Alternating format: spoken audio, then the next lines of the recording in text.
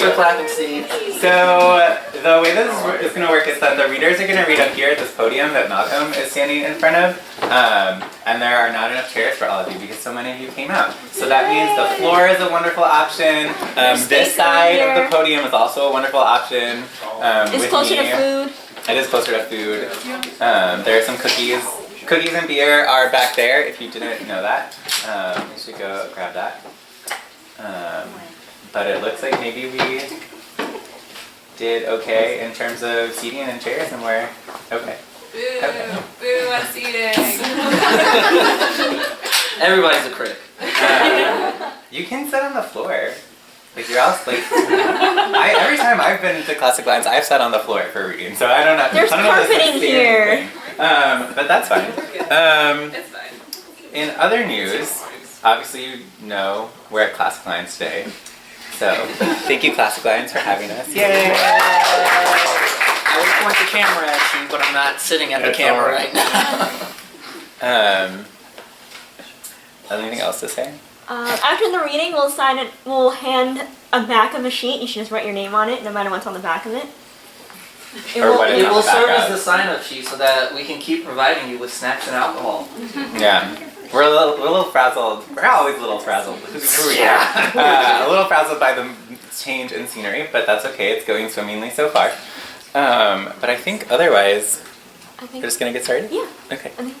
Alrighty. Also, we don't have a speaker system, so we have my phone, which may or may not be loud enough to work. We'll find out.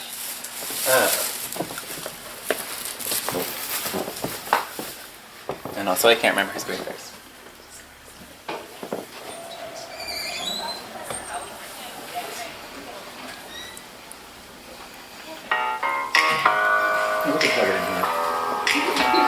Our first reader of the night is Sara Button, who grew up in the spiny, dry heat of the Sonoran Desert, where fall mostly meant 65-degree weather and winter meant 60.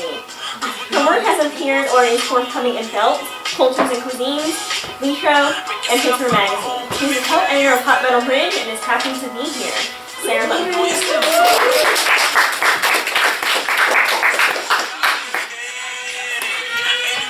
We do this song in my hip-hop aerobics class. Thank you, Classic Lines, for hosting Speakeasy. And I'm just going to read a bit tonight from one of these little things that I have forthcoming on this website called Cultures and Cuisines, and it's in response to a call that they had sent out, specifically asking for people to write about what it was like to eat on an archaeological excavation. So I'm going to be sort of fast-forwarding through a few moments, so if some of the transitions are bumpy, that would be why, but that's for time's sake. So, in what seems like another lifetime, I was a student of classical archaeology. Summertime meant the uncovering of bones and rocks and, if we were lucky, coins or mosaics or religious offerings. It meant long days in the Italian sun carting around wheelbarrows and learning how to say shovel in 3 languages. While our finds were exciting and indeed crucial to the narrative of Etruscan culture, what I loved most was the family we built summer after summer. At Campo della Fiera, a field school outside the Umbrian hill town of Orvieto, my family was comprised of Italians, some Americans, a handful of Dutch, and a smaller handful of Swiss. Although the cast of characters slightly changed from session to session, CDF had many returning students.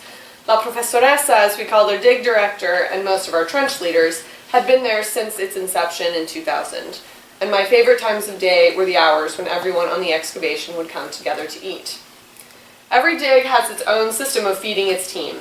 These vary widely, and whether lunch is a hot meal or a cold one often depends on budget, facilities, or proximity to the dig site. At CDF, we were living near the site. Our main kitchen facilities were in a small renovated schoolhouse near the excavation. There we ate lunch and dinner at the same scheduled times Monday through Friday. We didn't have a designated cook, which some digs do. Instead, there was corvée. It's appropriate, perhaps, that the idea of corvée dates to Roman times, when citizens would volunteer labor instead of paying taxes. In feudal law, it referred to unpaid work completed by a peasant for their lord. In our case, the lord was La Professoressa. Students took turns in groups of 3 or 4 preparing breakfast for everyone living in the convent, making coffee, setting out cookies, cornflakes, and juice. cooking a hot lunch of their devising and serving dinner catered by a local restaurant. They'd tidy up after meals, do dishes, and clean the bathrooms. I liked corvée because it was a chance to sweat less, and if you were efficient, take a nap in the afternoon before everyone came back to shower. I realize now that having students run corvée provided us even more time to learn from each other. Life begins to revolve around food in a different way on a dig. This is not just because we work with our bodies, swinging pickaxes and hauling dirt, palms bubbling with blisters that soon turn to calluses, badges of our labor. It's because meals provided time to convene in the most basic and important ways. By the time we stopped working and put away our tools to take a lunch break, the trench leaders would inevitably have finds they'd need to discuss with one another. Those in the field could connect with those in the lab and better understand the site as it unfolded and sloughed off its dusty skin layer by layer. They sat away from the students on the other end of the dining room. La professoressa always sat in the middle, and the way the tables were arranged, she could have been Jesus in the midst of the apostles at the Last Supper, looking out over all of us. Meals were the time for celebration, and if a particularly revelatory artifact had emerged that day from a trench, its leader had to bring Prosecco to dinner that night for the whole crew. These were uncommon and therefore most special, not only for the Prosecco, but for the simple fact that each popped bottle of Brut or Dolce meant we had dug a little closer to a truth. We had learned a little more about history. In the process of preparing and eating any meal, learning about food happened too.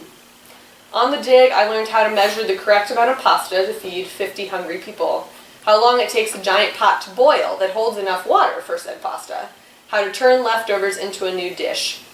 It was in Italy where I first learned how to make coffee, not with a filter and a drip, but in a hectagonal metal bialetti. I can still see my friend Giovanni standing in front of the stovetop in the convent kitchen. The lights were on, even though it was morning. His long hair is pulled into a ponytail hanging down his back. He's running the faucet to bring water up to the safety valve. He's scooping coffee grounds into the funnel. He warns me not to pack the grounds too tightly, otherwise it won't work. We are still close, 7 years later. We learn recipes of others, the flavors familiar to them that they chose to share, most of them pastas. Once I was working corvée with Antonella. It was early on in the session, and I didn't yet know that she would become a friend. I should have known by then that most of them would. All I knew was that she was an outspoken southerner with beautiful gray eyes, and had been tasked with helping organize corvée for the whole dig. At the grocery store while we shopped, she specified that we needed short pasta, not long. Rotini was best. Cans of tuna, a jar of capers, white onions, and black olives made it into our cart. Back at the schoolhouse, we diced as she sautéed, and altogether it was delicious. Easy, hearty, tasty. Every time I make it, I think of her. She taught me why the shape of pasta matters, but more importantly, why such details and care matter, whether cooking for 2 or 20. We learn from cooking mistakes too, like what salad tastes like dressed with sugar rather than salt, or how many stitches it takes to heal a finger sliced while cutting bread, or what kind of wait time to expect at the urgent care at 9:30 p.m. on a weeknight for burns caused by an exploding coffee pot. We learn that beer and Sprite mixed together are delicious, sometimes too delicious after working all day in the heat, and that scrubbing dishes isn't so bad if your friend Alessandro stands beside you, elbow deep in soapy water scrubbing pans, and teaches you the lyrics to Bella Ciao, and you spend the rest of cleanup singing World War II songs. We learn the rules of the card game scopa, which is different from the verb scopare, to sweep, which is different from the slang definition of the verb scopare, meaning something much more lustful and explicit. In all that learning, we grew a little closer, and the next day we'd do it all over again. Dinners were a ritual more sacred than the looseness of breakfast or the midday exhaustion of lunch. This ritual started at the bar. Freshly showered, we'd arrive like pilgrims in pairs or trios, converging around the same time for a beer or an aperol. We'd push together chairs and tables, creating rings of seats. English and Italian words unfurled across the patio with the inevitable cigarette smoke that accompanied us. An hour would fly by until someone would look at a watch or a phone, prompting chairs to scrape backwards against the ground. We'd stroll across the street to the schoolhouse, choose a plate from the set tables, stand in line for food, and sit across from whatever face had grown familiar in a matter of days, not weeks. Living and working together does that to people. Helping feed one another does that too.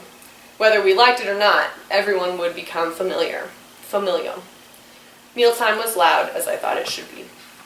Those meals were not memorable because they were, each and every one, divine or postcard worthy. The food was less important than the meal, the nutrients less important than the time.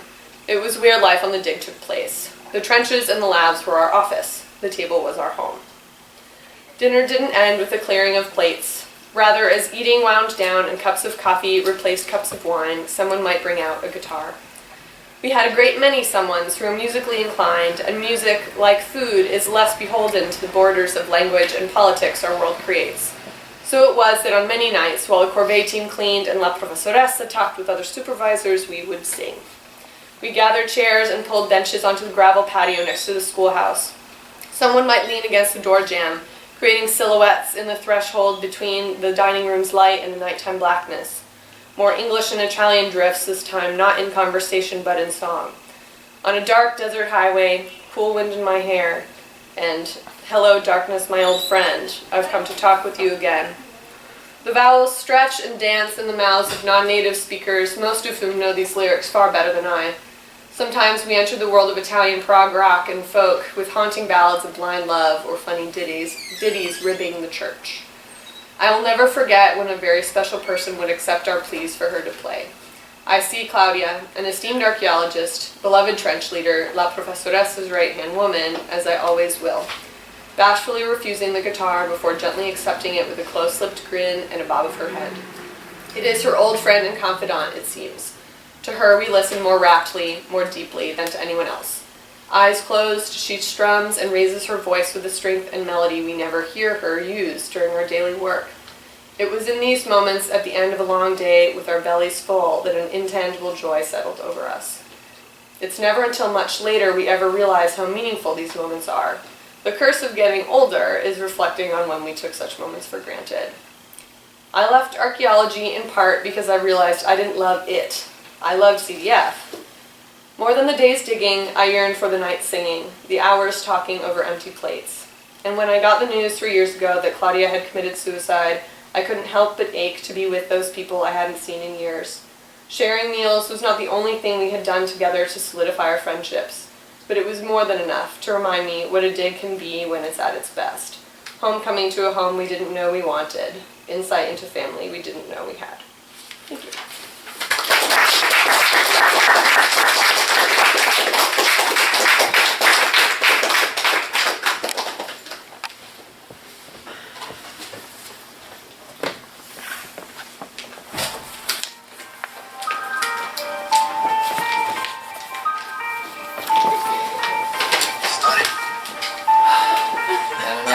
Getting out from behind that camera was hard before.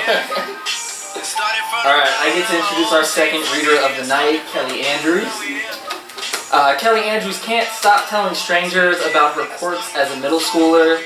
Think Tina Belcher from Bob's Burgers. Great show, by the way. Love Tina. She's amazing. Like how she was obsessed with Leonardo DiCaprio and has photos of herself kissing posters of his face tacked to the wall. Unsurprisingly, she didn't get her first real kiss until she was 16. Oh, come on, don't be that hard on yourself. Yes, she knocked teeth. Now she mostly kisses real-life men, though none are as good-looking as Leo. I can agree with that. Ladies and gentlemen, Kelly Andrews. Oh, teens, freaking hair. Oh my gosh. What is that? That's the song.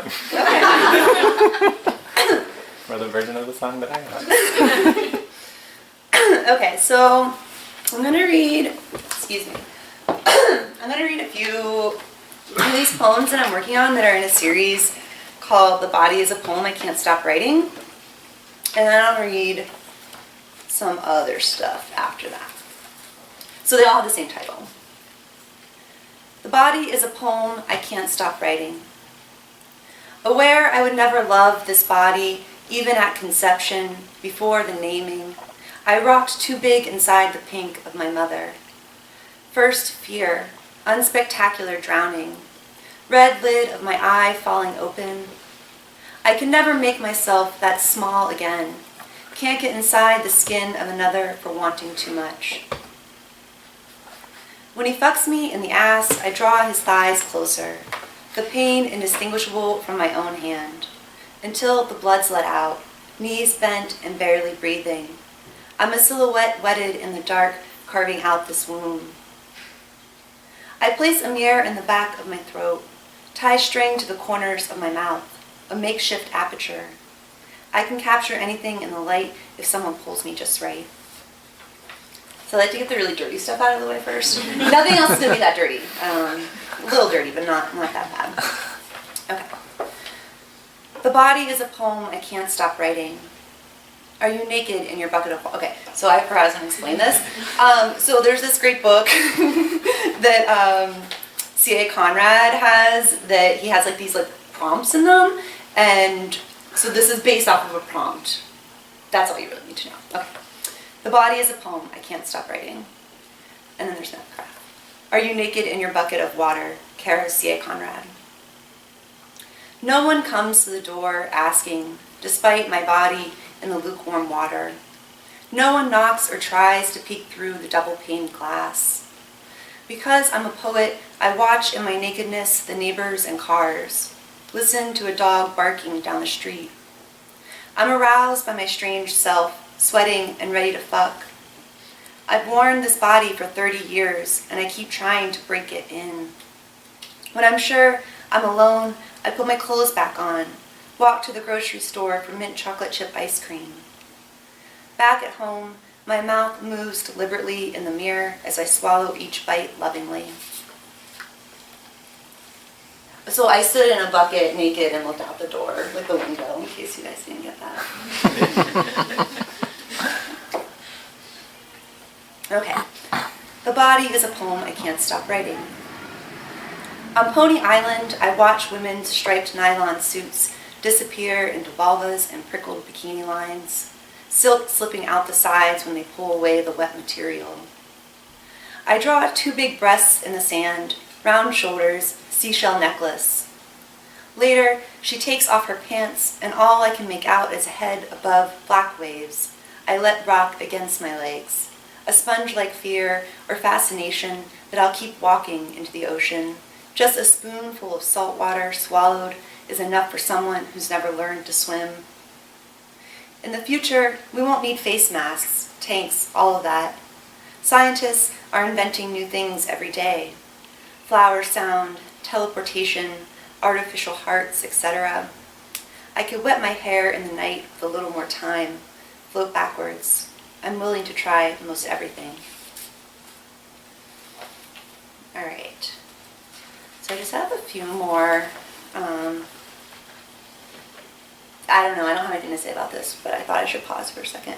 No more body poems, or at least titled body.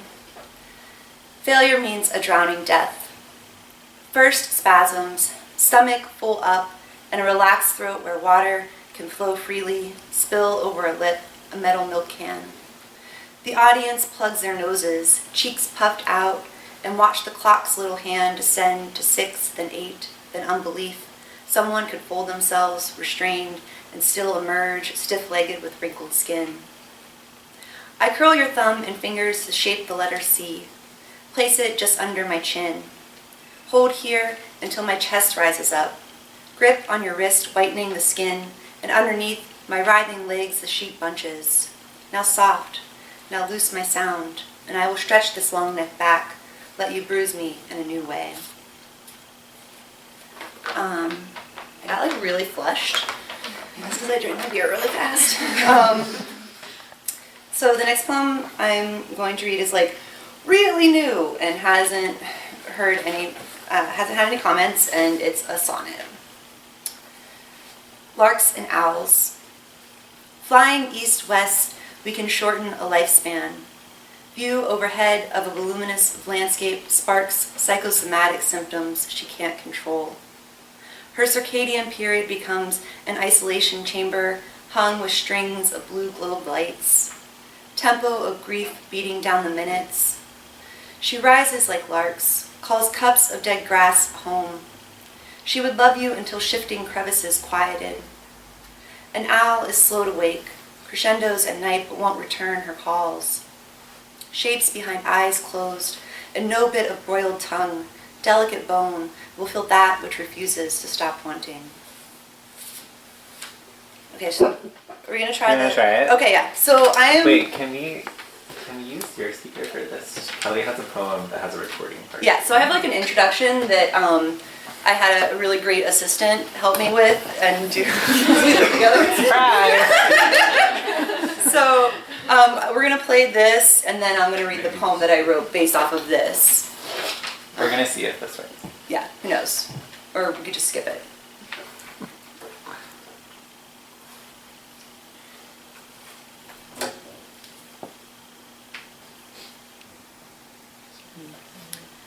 So I can explain more. So it's like I got these encyclopedias. Is it working? Or should I talk or not talk? Can't tell.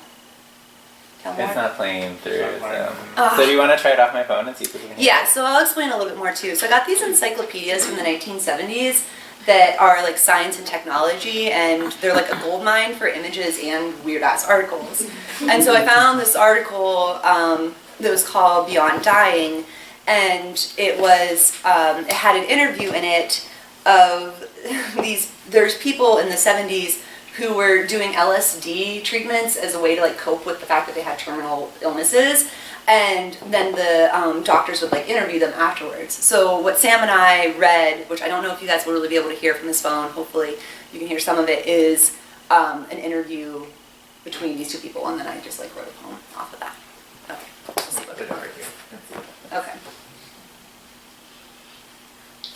What else happened during the day? I died. What was that like? Beautiful. It sounds vindictive, but it was beautiful. How can that be? I don't know. I felt like I was dying. I don't know how I came back. I don't remember that. I think I called for you. Did I? What does it feel like to die? You're just like the thin air. That's it. You have no pain, no fear. Did that scare you? No, no fear at all. Very relaxed. If it's unusual, maybe it's me. I don't know, is it? What? Unusual to feel that way. That it's relaxed to die? Other people have said the same. Okay, this is Mal's poem. Beyond dying. Like the first photograph of Earth, opal drop against a velvet curtain of black. My mother combing the heft of my hair with her fingers, or yellow leaves overhead, legs pitching the body, neck tipped to an upside-down sky. I was thin as nothing, a revenge for years of wanting to starve myself small. Mirror, mirror of light, I swayed in your warm bassinet, canopy of wisteria. Followed the feeling of no pain to a hazeled muddy lake. Couldn't see my face, but there was no fear at all.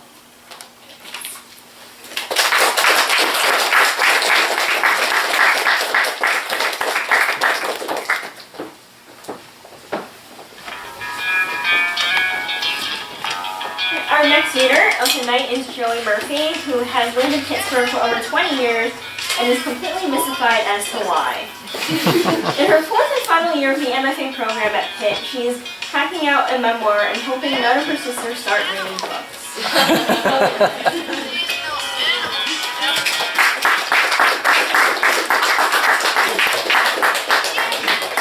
I've been here so long now that my student ideas lapsed and I couldn't print anything.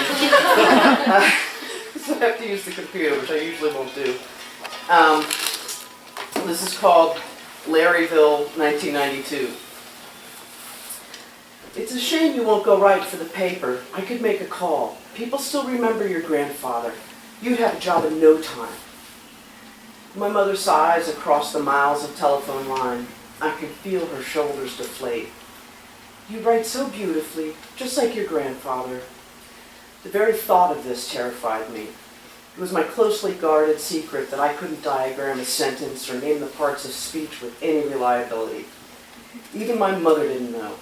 I'd skated through school by distracting teachers with wild ideas and excellent mimicry, and had, with the notable exception of Sister Mary Funicular in the 6th grade, never been found out. That would never fly in a newspaper, no matter how I sounded on paper.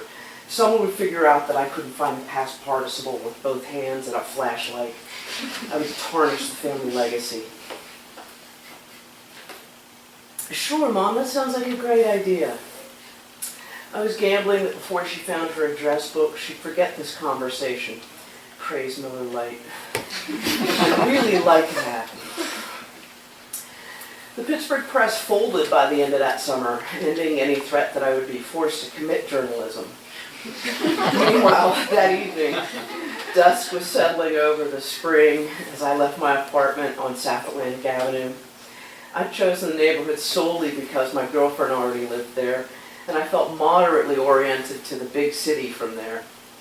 I still only knew how to get to the Parkway by going all the way to Squirrel Hill, but I was proud of the fact that I could get myself onto the Parkway.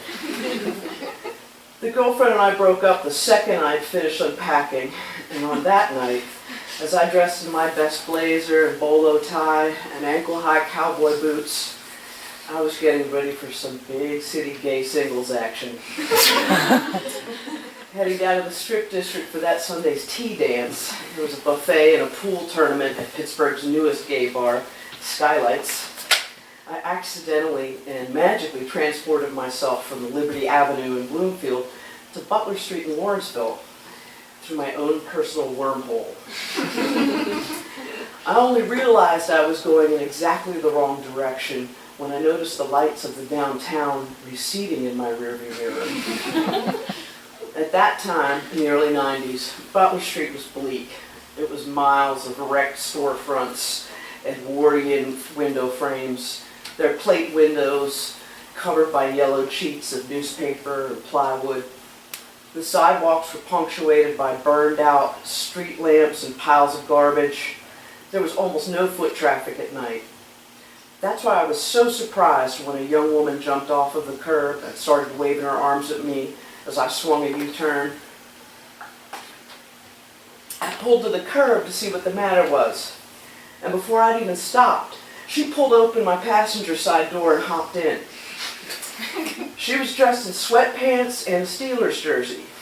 She was out of breath like she'd been running, and her plain dark hair was pulled back into a ponytail. Under the dome light, I could see that she was young. Younger than me even, maybe 19. I figured someone was chasing her. I knew from my feminism class at college that women in these poor parts of town were especially vulnerable to domestic abuse, assault, and general trouble. I was glad to be able to offer my sister a helping hand, and proud that school had prepared me to face the gritty urban reality.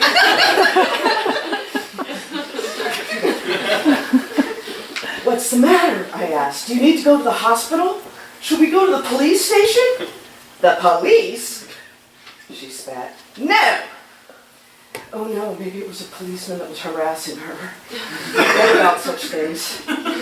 What's going on? What can I do to help? I hoped to coax the story out of her so I could figure out the next step. I had read that it could be difficult for victims to talk about the abuse they'd suffered. Well, she took a deep breath and launched into her story. Me and my girlfriend are supposed to move into this apartment tonight, and we have most of our stuff in it. But the guy now says we owe him another $50 before we can get in, and he won't give us the key or let us get our stuff back until we pay him. So I'm out here trying to make a little bit of money. I said, oh, do you need a ride to work? I can do that. Where is it?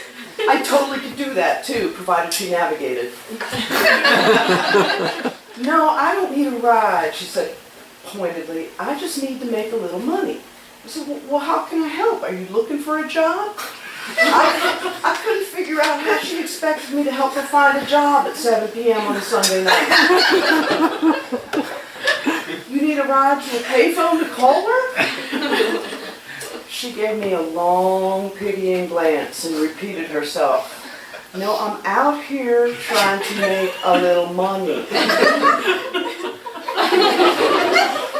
Listen, do you want a blowjob or not? $15. A blowjob? I repeated, the light finally shining into my brain. Oh, you're a hooker. I squealed like I just correctly answered a Jeopardy question. Oh my God, you're a hooker. Still puzzled but very pleased with myself for figuring that out. I said, but I'm a girl. What? And before I could even formulate the next question, she was screaming at me. You're a girl? What kind of fucking freak are you fucking dyke?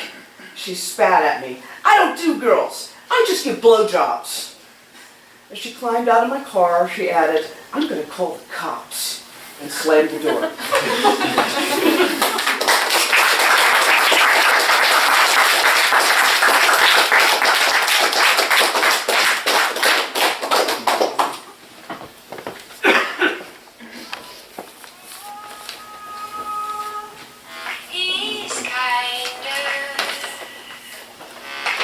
So our last reader is Stephanie Cawley, who lives with 4 cats and 1 other human.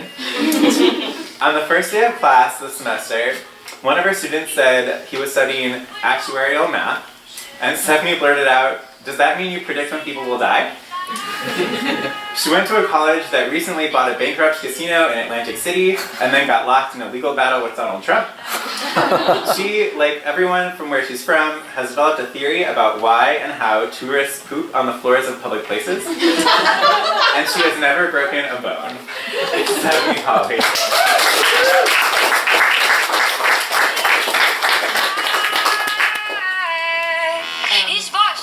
I thought I would do like 2 truths in a lie, and then I just came up with a lot of truths that sounded good. So, okay, so I thought I would start by reading this Alice Notley poem that I just came across that was in poetry kind of recently, called From My Forehead. From my forehead. He seems to be in front, helping me look out of my foreheaded self. Listen to me, prone night. I was its actual first child, cutting a path with my sword through its vapors. Then I subdued night until the desert was clear and a disk shone above. I am the hero of the struggle between despair and illumination, which is not a shaky buoyancy but claritas. The name of life, or that you see it all. Just look. If you kill yourself, nothing will happen. No choices but pedestrian actions, a lying story. You have done nothing. You can be a detail, a scurrier, garbage you leave, a fit of nerves, propagating that. The front of my looking out pulls beauty, taking me, taking you. The scab in the sky is gone. We have to go beyond our calculations and the small words. Why a golden fringe on shirt, come quickly riding the best horses. And nux is what night the worthless was, as I sang. We don't have to believe the petite poetries. Hooves are pulling us across the yellow sands. Lost in a word, led in a word, I got there. I can never turn back, you see, and you can never turn back. So then I'm going to read, I decided to bring that because I'm going to read this poem about horses. Kim's not here, is she? Kim helped me with horse facts. Because I don't actually know anything about horses. But this poem is called Bridle, and it has an epigraph from Alice Notley, and there's also some lines from Alice Notley's long poem Disobedience. They're italicized, but I'm not going to you won't know. The epigraph is, life doesn't have to be human. I put a horse, I'm sorry, I'll just start over because I may not have said the title.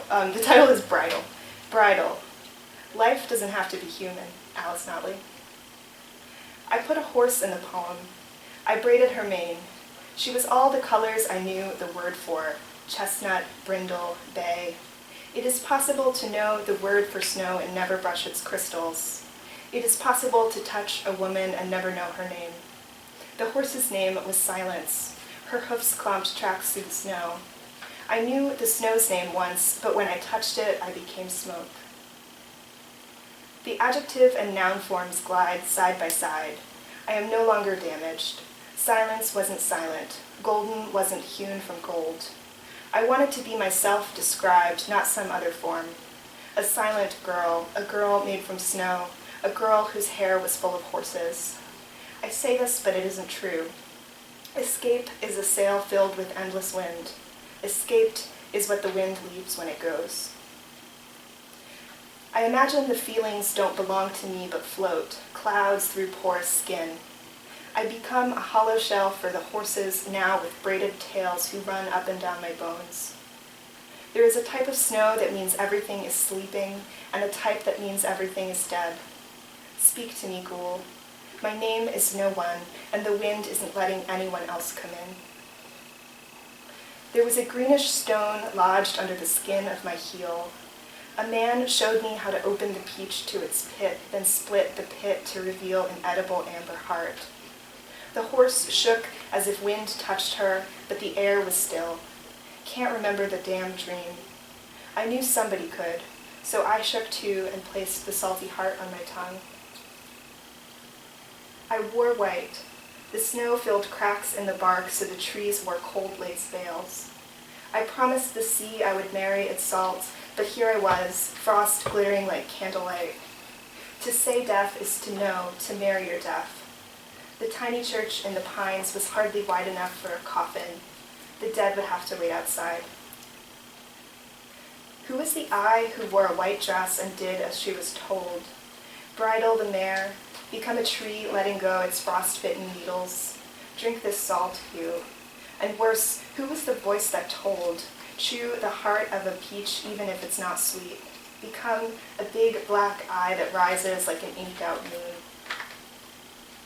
The horse began to morph. At the end I knew her eyes, the dark, wet orbs, but she was soft now, all around. A hazy cloud of gold. The lion, white teeth shining like snow. I felt a horse gallop in my mouth, so I spit it out. Then there was another horse, another mouth, and my hands becoming a black pair of hooves.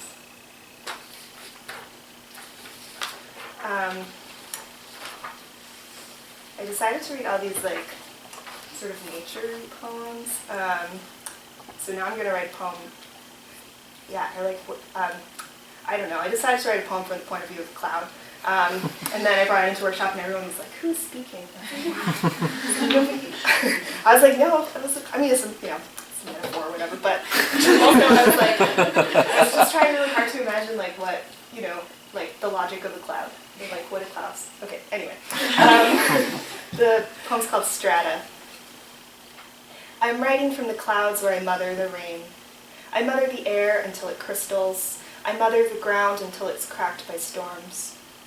My children all fall and return like flies, too numerous to be ruined by flocking birds. The world is full of dead things like me, inarticulate rocks and fallen boughs, coral white and calcified in a briny sea.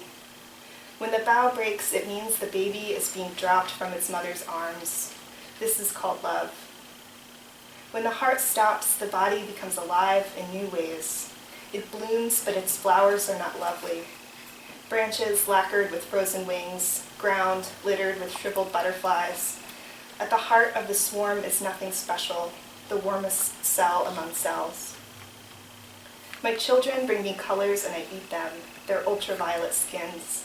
The ice cracks in my mouth and I am glad to visit these high altitudes. The sun doesn't scare me. I let the rays pierce me and become the image of God, a holy gold column that means angels, hallelujah. I accept prayers. I brush them off me. This is the history of rain. If I could, I would make the trees towers of red sand. I would turn all the animals to stone. I would give the rocks mouths to sing at last their dead songs.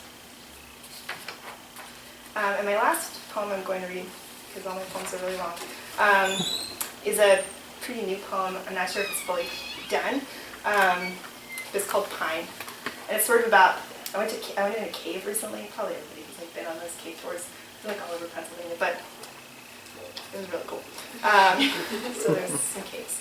Pine. In the narrow room, a bright screen and the street going on outside through the bars. I didn't want any more to look outside. I didn't want the sky to become such a prominent motif. What other names there are for the throat's tight clench, not refusal, but constriction, a squeeze. Deer strobed in light from the window, a partial view, a partial cry, from underwater, from the pines. Why did everything that mattered seem to happen in an endless dark, acquiring a broken shell, the silver-gray deer, their white tails, or russet? It was a cut in what cornered, an opaque fog. Each century another half-inch, a slow, slow glittering, a rock built by water, the rust trail from iron, from air. Is there room for what's human here? A coolness, a dry despite waves. A bat the size of a man's thumb and black and leathery, a feast for owls who holler. What you mean by seeing the future, not in colors or textures, not a gold foil, pink straw, a shimmer at the edge that the center has shifted to here, in this moment, a heart bent. All the points on a gold wheel spoked out from this center, reinscribed, a whole, held up to the light. In the papery future, a dream of smoke. In the landscape, a mass of boulders, a cactus, a scrubby tree. In the pines, a black dirt, fungus broken up from what's been burned. Is this a landscape for humans? Is water all around? Does the sky suggest an invisible presence, a ripped open blue, a screen for projecting the future? On a distant planet, a sky like this one and water frozen around tiny creatures that blink, don't blink, float. Proper names for vegetables, proper arrangements of beasts from single to many to no longer found. The canopy of wings. From this angle, timbers reach and branches breaking the sky into triangles and waves. I actually wasn't trying. I wasn't actually trying to attract these stories. A body, a girl, another girl, a boy. What does it mean to be a voice, to come from? This comes from my hands, my fingers on the keys, me and A at the piano plunking out the old church songs. My hands, they know how to do some things. Thank you.